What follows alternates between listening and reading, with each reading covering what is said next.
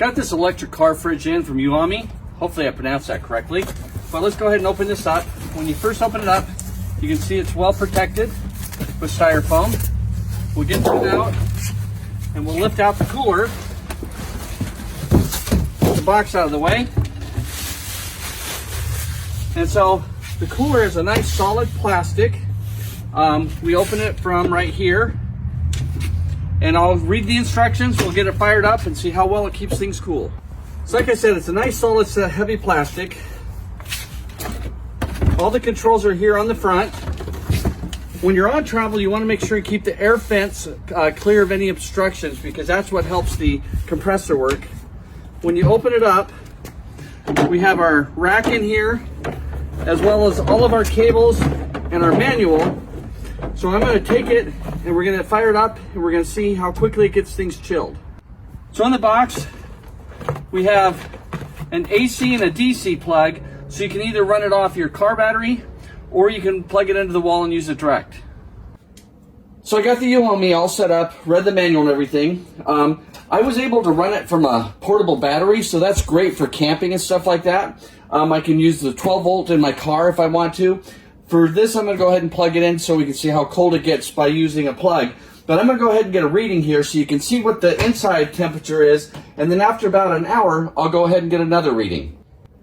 All right, so we're sitting right around 69.5. So I'm going to go ahead and plug this in. We're going to get it set down to 34 degrees, and we'll just see how long it takes to get down to that temperature.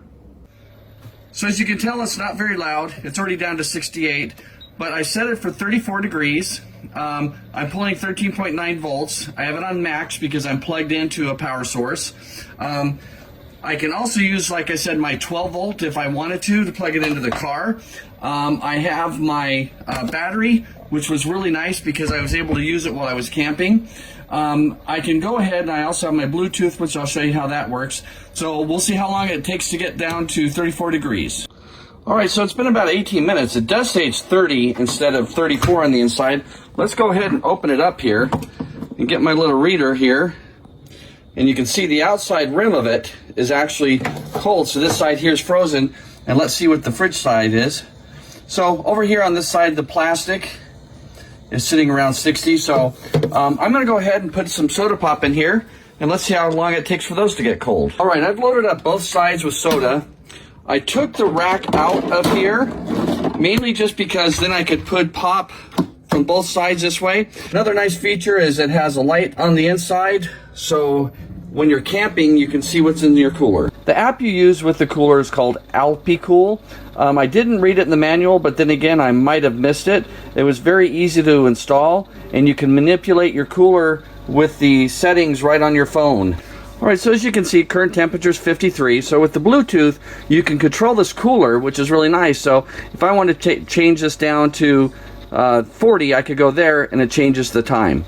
I can see the ampage that it's pulling at 14.2 current temperature, but let's go ahead and take this back down to 34. I can also turn it off from here if I wanted to.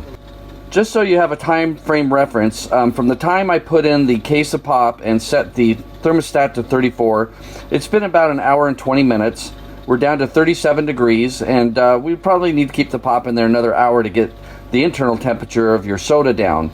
But so this is really nice unit for, like, if you're like going to a big store or someplace to where you need to keep your items cold while you're shopping or camping. All right, so I've had this running for a number of hours this evening. Just to show you, I'm going to go ahead and open it up here. As you can see, I have a good amount of frost on here. When I hold these cans here, they're extremely cold. You know, I had it set for 34, so as expected, these are cold enough to drink and perfect. Whereas here on the warmer side, which would be like the fridge, if you had this set side for freeze, would be colder. But these are cold to the touch, but they're not cold enough to really enjoy drinking. So overall, I really like this fridge. It works well. It's perfect for taking for quick trips to the big box store, camping, or any other trip.